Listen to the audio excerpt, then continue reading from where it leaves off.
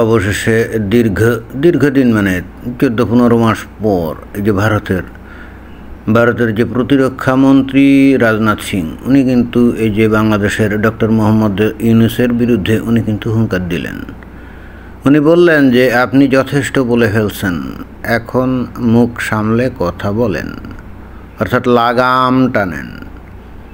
এতদিন ধরে বাড়তে দিয়েছে যে ডক্টর মোহাম্মদ ইউনূস ক্ষমতায় যেদিন বসছিলেন সেদিন থেকেই তো ভারতের বিরুদ্ধে হুঙ্কার উনি ছাড়ছিলেন, এবং কেন ছাড়ছিলেন সেটা কিন্তু আমরা জানি। উনি এমন লোক না যে উনি বোকা বা মূর্খ, এমন না। কারণ উনি দেখছেন যে বাংলাদেশের মানুষ ভয়ঙ্কর রকমভাবে ভারতের বিরুদ্ধে ঘৃণা প্রকাশ করে, হিন্দুদের বিরুদ্ধে ঘৃণা প্রকাশ করে। তো এই ধরনের একটা মূর্খ এবং ধর্মান্ধ জনগোষ্ঠীকে খুশি রেখে সেখানে যদি শাসন ক্ষমতায় থাকতে হয়, তাহলে তো তাদের যে মনস্কামনা, তাদের যে মনের মনোভাব, ওটাকে তো সমর্থন জানাতে হবে।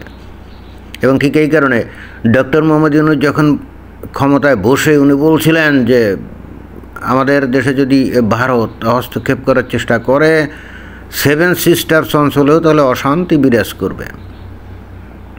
তো এই সমস্ত তো উস্কানিমূলক কথাবার্তা। এটা যদি করে, মানে যদি করে দরকার নেই তো, যদি করে এটা আপনি বলতে যান কেন? যদি করে, আরে ভারতের বিরুদ্ধে ওই সেভেন সিস্টার্স যে অশান্ত হবে আপনি তখন করে দেখায়েন যদি কোনো দিন হস্তক্ষেপ করে, তাই না? হস্তক্ষেপ করে নাই, করার দরকারও নাই, অথচ তার আগেই যদি এই ধরনের কথাবার্তা বলা হয় তাহলে তো তারা চুপচাপ বসে থাকবে না, তাই না? তো ওখানেই তো শেষ না। এরপরে উনি চীনে গিয়ে কি বললেন যে সেভেন সিস্টার্স না, সেভেন সিস্টার্স একটা ল্যান্ডলকড কান্ট্রি, তাদের ব্যবসা বাণিজ্য হয় না। তারপরে ভারত মহাসাগরের গার্ডিয়ান হলো বাংলাদেশ। চিন্তা করে দেখছেন, ভারত মহাসাগরের guardian, the guardian of the Indian ocean is Bangladesh. আর ঠিক সেই কারণে উনি অতি মহানুভবতার জন্যে বা সাথে এই সেভেন সিস্টার্স অঞ্চলের মানুষের অর্থনৈতিক উন্নয়নের জন্যে চায়নাকে উনি ইনভাইট করলেন, আমন্ত্রণ জানালেন যে তোমরা এই বঙ্গোপসাগরে আসো, এখান দিয়ে আমরা জায়গা দেব এবং তোমরা ওই সেভেন সিস্টার্স অঞ্চলে ইনভেস্ট করবা, ব্যবসা বাণিজ্য করবা। তার মানে যার বিয়ে তার খবর নেই, পাড়াপড়শির ঘুম নাই। খুব ইন্টারেস্টিং ব্যাপার, তাই না? তো এইগুলো তো ছিল ভীষণ রকমভাবে প্রভোকেটিভ না? ওইটা ভারতের রাজ্য, কীভাবে সেখানের অর্থনৈতিক উন্নতি হবে না হবে এটা তো তাদের ব্যাপার। আর যদি সেখানে ওই যে বন্দর ব্যবস্থা, মানে বন্দরের সুযোগ সুবিধা যদি ব্যবহার করতে হয়, তাহলে ভারত বাংলাদেশের সাথে কথাবার্তা বলবে, এবং বাংলাদেশের সাথে কথাবার্তা যদি বলে ভারত যদি বলে এবং যদি তারা সমঝোতা আসে, তখন কিন্তু এই ভারতের অনুমতি সাপেক্ষে কিন্তু ডক্টর মোহাম্মদ ইউনূস এই চায়নাকে এই সমস্ত কথাবার্তা বলতে পারতেন, কিন্তু উনি এগুলোর কেয়ার করেন না। এবং ইন্টারেস্টিং ব্যাপার হচ্ছে উনি ততদিন কেয়ার করেন না যতদিন এই যে আমেরিকার আশীর্বাদ তার ওপরে ছিল। আমরা তো জানি যে এই ডোনাল্ড ট্রাম্পের আগে উনি তো ক্ষমতা আসছেন বস্তুত ওই যে সেই জো বাইডেনের আমলে, এবং মনে করা হচ্ছিল যে আমেরিকাতে হয়তো জো বাইডেনের উত্তরসূরি কমলা হ্যারিস উনি হয়তো নির্বাচনে ক্ষমতায় আসবেন। তো এই জন্য মনে হয়েছিল যে তারা যে পলিসিগত যা কিছু করবে সব ঠিক আছে। আর ডেমোক্রেট দলীয় লোকদের সাথে তো এই ডক্টর মোহাম্মদ ইউনূসের খুব ভালো সম্পর্ক, তাই না? কিন্তু ঘটনা উল্টে যায় যখন ডোনাল্ড ট্রাম্প ক্ষমতায় আসে। প্রথমে কিছুদিন একটু অচল অবস্থা ছিল, কিন্তু পরবর্তীতে আবার দেখা গেল যে আবার টার্ন হয়ে ডোনাল্ড ট্রাম্পের সাথেও বাংলাদেশের সম্পর্ক ভালো হয়েছিল। কিন্তু পুরা যে ভালো হয়েছিল তা কিন্তু কখনো আমরা দেখি নাই। কারণ ডক্টর মোহাম্মদ ইউনূস অতঃপর কিন্তু আমেরিকাতে গিয়েছিলেন ওই জাতিসংঘের সাধারণ অধিবেশনে যোগ দেওয়ার জন্য, কিন্তু দেখা গেল যে সেখানে ডোনাল্ড ট্রাম্প তাকে দেখা সাক্ষাৎ দেন না। ধর এর সাথে কি দেখা করব, অনেকটা ডোনাল্ড ট্রাম্পের এই ধরনের ভাবভঙ্গি। আর এ লোক তো এরকম করেও, আমরা জানি এটা। যেমন একবার জেলেনস্কিকে কীভাবে অপমান অপদস্থ করলো না, তাকে কিন্তু লাঞ্চের খাবারটাও পর্যন্ত দেয় নাই। জেলেনস্কি ওখান থেকে তাড়াতাড়ি ভেগে চলে আসছে। তারপরে আমরা এরকমও দেখলাম যে ডোনাল্ড ট্রাম্পের সাথে এই ডক্টর মোহাম্মদ ইউনূসের দেখা সাক্ষাৎ হয়েছে, গ্রুপ ছবি তুলছে, এরকম আমরা দেখলাম। আবার দেখলাম যে ওটা বন্ধ হয়ে গেল। পরে জানা গেল যে ওটা নাকি সঠিক না। এখন সঠিক হোক আর বেঠিক হোক সেটা কোনো আসল কথা না। ডোনাল্ড ট্রাম্প যে তাকে পাত্তা দেয় না এটা কিন্তু প্রকাশ্য, এতে কিন্তু কোনো সন্দেহ নাই। তো যাই হোক, অনেক কথাবার্তা, অনেক উস্কানিমূলক কথাবার্তাই বাংলাদেশ থেকে বলা হচ্ছিল। বাংলাদেশের যে ওই অবসরপ্রাপ্ত যে সেনা কর্মকর্তা যেগুলো আছে তাদের কথাবার্তা শুনলে আমি মাঝে মাঝে ভাবি যে এরা এতদিন সেনাবাহিনীতে চাকরি করেছিল কী করে। আর এই মানসিকতার লোকজন যদি একটা দেশের সেনাবাহিনীতে থাকে, ওই দেশের ধ্বংস হওয়ার জন্য ওরাই এনাফ। একটা পার্শ্ববর্তী দেশ, তাও আবার বিশাল দেশ, এবং সেই দেশের পেটের ভিতরে বাংলাদেশ। তো সেই বাংলাদেশের যদি সেনাবাহিনীর লোকজন ভারতের বিরুদ্ধে যুদ্ধ করার জন্য একটা যুদ্ধংদেহী মনোভাব নিয়ে সারাক্ষণ যদি উস্কানিমূলক কথাবার্তা বলে, তাহলে সেই দেশটা অর্থাৎ ভারত এটা কাহাতক সহ্য করতে পারে, কতক্ষণ সহ্য করবে। যদিও অবশ্য ভারতের পজিশন এমন না যে আমেরিকা অথবা রাশিয়ার মতো যে মন চাইলেই যে দেশে তার ইন্টারেস্ট আছে বা উল্টাপাল্টা কিছু করলে দিলে আক্রমণ করে, তাই না? আমেরিকা তো এরকম বহু দেশে বহু আক্রমণ করছে, তারা কথা নাই বার্তা নাই। ওই যে ইরাকে আক্রমণ করেছে, লিবিয়ায় আক্রমণ করেছে, সিরিয়ায় আক্রমণ করেছে, সোমালিয়ায় আক্রমণ করেছে, তারপরে আফগানিস্তানে আক্রমণ করেছে, তারপরে সে ভিয়েতনামে আক্রমণ করেছে। কত জায়গায় কত আক্রমণ যে এরা করলো, কারণ তাদের সেই ক্ষমতা আছে। অত কিছু পরোয়া করার দরকার নেই, তাই না? মন চাইলেই আক্রমণ করবে। এবং এটা কিছুদিন আগে দেখলাম ডোনাল্ড ট্রাম্প হুমকি দিল যে তারা নাইজেরিয়াতেও কিন্তু আক্রমণ করবে, কারণ সেখানে ওই যে মুসলিমরা খ্রিস্টানদেরকে নাকি গণহারে হত্যা করছে। তো বলছে যে এইটা যদি ওই নাইজেরিয়ার সরকার যদি এটা নিয়ে কোনো কিছু পদক্ষেপ না নেয়, তাহলে ডোনাল্ড ট্রাম্পই পদক্ষেপ নিবে, ব্যাস। এবং নিতেও পারে, যে কোনো মোমেন্টে দেখা যাবে যে ওখানে বোমা বর্ষণ শুরু হয়ে গেছে। এটা তো হতেই পারে, কারণ সেই ধরনের ক্ষমতা তাদের আছে। এবং রাশিয়াও অনেকটা ওই যে কথা নাই বার্তা নেই ধাম করে ইউক্রেন আক্রমণ করে বসে আছে, তাই না? এরা কিন্তু এই সমস্ত আক্রমণ করে কিন্তু হজম করতে পারে, কারণ তাদের সেই ধরনের সম্পদ আছে, তাদের সেই ধরনের অস্ত্রপাতি আছে, নিজের স্বয়ংসম্পূর্ণ, and that's why they can do that. কিন্তু ভারত তো আসলে ওই লেভেলের না, মন চাইলেই তারা যেখানে খুশি আক্রমণ করতে পারে না। তাদের আকপিস অনেক চিন্তাভাবনা করতে হয়, অনেক সম্পদের ব্যাপার আছে, আন্তর্জাতিক সমর্থন এগুলো দরকার আছে। তো ভারত বস্তুত এই ডোনাল্ড ট্রাম্প যেহেতু ট্যারিফ নিয়ে অনেক ভজকট লাগালো, সেহেতু ভারত কিন্তু অনেক ধৈর্য ধরেছে, কিছু বলে নাই।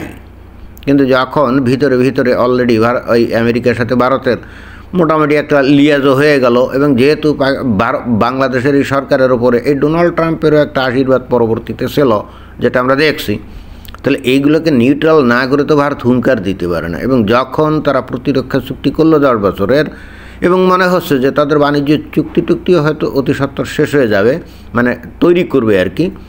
তো এখন মোক্ষম সময়, এখন রাজনাথ সিং কিন্তু বের হয়ে এসে হুঙ্কার দিলেন যে এনাফ ইজ এনাফ। ওই ওয়াকারুজ্জামানের মতো, ওয়াকারুজ্জামান কিছুকাল আগে একটা বক্তৃতা বলছিলেন না যে এনাফ ইজ এনাফ। কিন্তু আমরা দেখছি যে ওয়াকারুজ্জামান ওই কথা বলার পরেও তারপরও যেমন দেশে আক্রমণ হচ্ছিল সেটাই চলে যাচ্ছিল। এই সাম্প্রতিক কয়েকদিন ধরে হঠাৎ করে কথা নাই বার্তা নেই, তারা বললো যে আমরা মাঠে আর থাকবো না, 50% সৈন্য নাকি গ্যারিসনে ফিরে যাবে। ইটস ওকে, কেন এটা সিদ্ধান্ত নিলে কে জানে। বাট ভারত যদি বলে যে এনাফ ইজ এনাফ, এবং ডক্টর মোহাম্মদ ইউনূসকে যদি বলে যে মুখ সামলে কথা বলেন, যথেষ্ট বলছেন, তখন এটার কিন্তু সিগনিফিক্যান্স কিন্তু অনেক। অর্থাৎ ভারত যে সত্যি কিছু একটা প্ল্যান করছে, এবং তার আগে জাস্ট একটা সতর্কবাণী দিল। এবং প্ল্যান যে করছে সেটা তো আমরা জানি, 7 সিস্টার্স অঞ্চলে যাওয়ার যে ওই করিডোর, শিলিগুড়ি করিডোর, যেটাকে বাংলাদেশের লোকজনরা বলে চিকেন নেক, আদর করে বলে চিকেন নেক, আদর করে বলে। হ্যাঁ, তো ওই জায়গার 3 দিক দিয়েই তো ভারত অলরেডি সেনা ডিপ্লয় করছে, অলরেডি সেখানে ঘাটিমাটি কিন্তু তৈরি করে দিয়েছে। আবার ওই যে 9, 10, 11 তারিখ না কি জানি, এই যে নভেম্বরে তারা ওই অরুণাচল প্রদেশে তারা একটা সামরিক মহড়া করবে, কম্বাইন্ড মানে এটা তো আর সাগর নাই, কম্বাইন্ড মানে স্থলবাহিনী আর ওই যে অর্থাৎ ওই যে আর্মি এবং এয়ারফোর্স তারা মিলে একটা কম্বাইন্ড সেখানে করবে, মহড়া করবে। তো মহড়া কখন করে? এই ধরনের বাট আজ পর্যন্ত জীবনে কোনোদিন এরা 7 সিস্টার্সে ভারত মহড়া করছে নাকি? আমরা তো শুনি নেই। এমনিতে মহড়া করে, সেনাবাহিনীর করিতকর্মা অলওয়েজ বজায় রাখার জন্য তারা মহড়া করে, বাট সেগুলো তো ভারতের ভিতরে মাঝখানে কোনো অঞ্চলে গিয়ে করে, তাই না? এরকম বাংলাদেশের সীমান্তের কাছে এসে মহড়া তো করবে না। তো এটা হঠাৎ করে মহড়া করার দরকার কি? তারপরে এই যে এই যে চিকেন নেকের আশেপাশে ঘাটি ঘুটি করার দরকারটা কি? তারপরে এখন মহড়া, তো কি এগুলো কিসের লক্ষণ? They are preparing to do something. মনে হচ্ছে যে বাংলাদেশকে একটা শিক্ষা তারা দিবে, মানে এ ব্যাপারে they are very much determined, they will give a hard lesson to Bangladesh.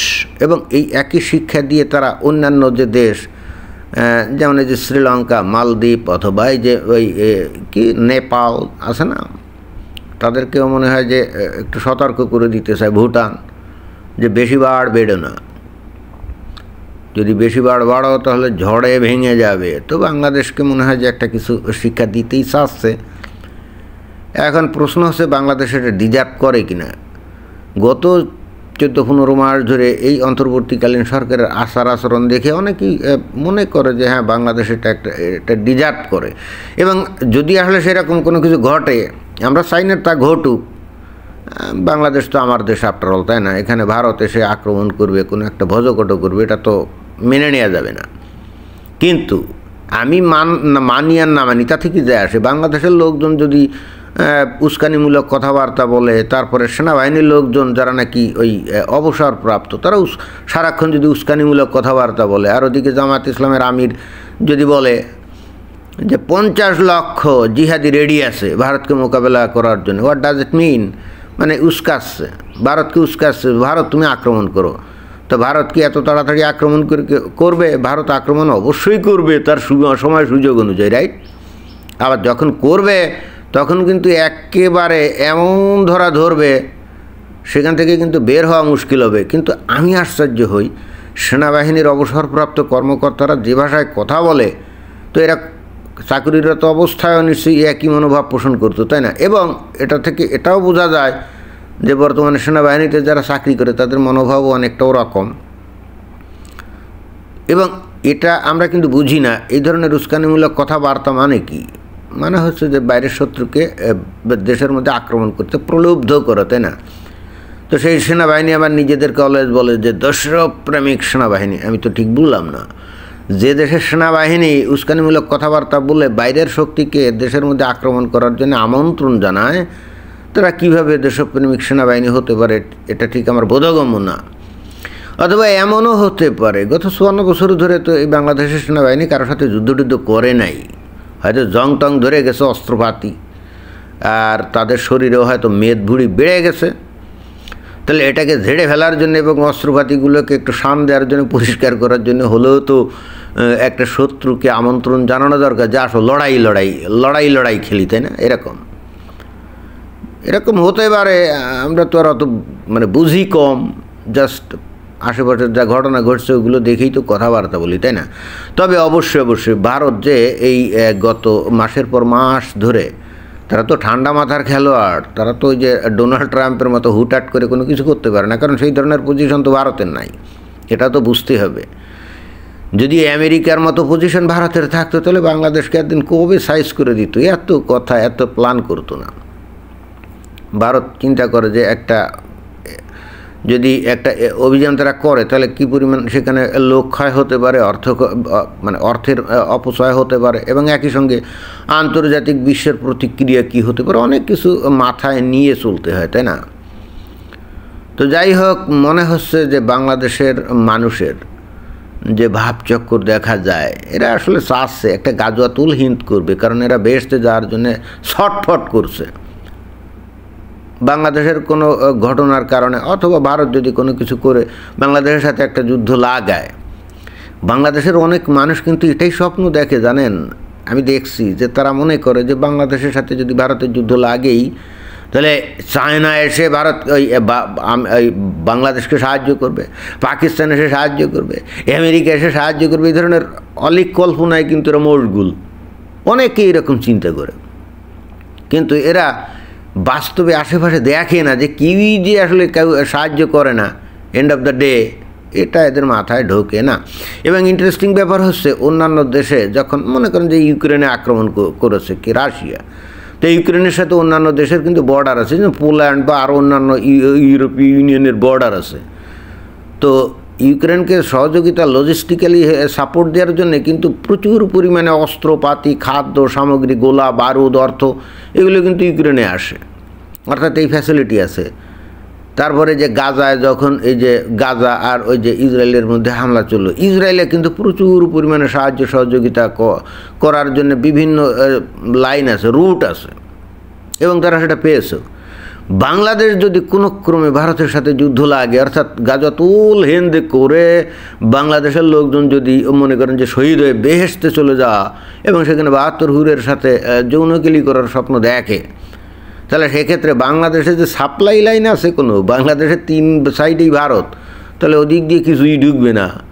আর এদিকে মায়ানমার, তার সাথে শত্রুতা, আর বঙ্গোপসাগর একটা রুট খোলা আছে, বাট ওখানে যদি ভারত 2-4টা ওই যে যুদ্ধজাহাজ রেখে দেয়, তো তাহলে তো সাপ্লাই লাইন বন্ধ। আমি জানি না বাংলাদেশের এই যে সেনাবাহিনীর অবসরপ্রাপ্ত কর্মকর্তারা এগুলো জানে না, তারা তো আমাদের থেকে এই যুদ্ধ কৌশল বা কীভাবে যুদ্ধ করতে হয় এবং যুদ্ধে টিকে থাকতে হয় বা জিততে হয়, এগুলো তো আমাদের থেকে তারা বেশি জানে।